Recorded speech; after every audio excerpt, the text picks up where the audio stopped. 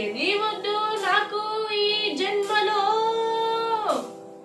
మాటలు లేకున్నా అర్థం చేసే వరం, మనసు అలిగిన వెంటనే తెలిసే నిజం, స్వార్థం లేని ప్రేమ అంటే స్నేహమేరా. మారిన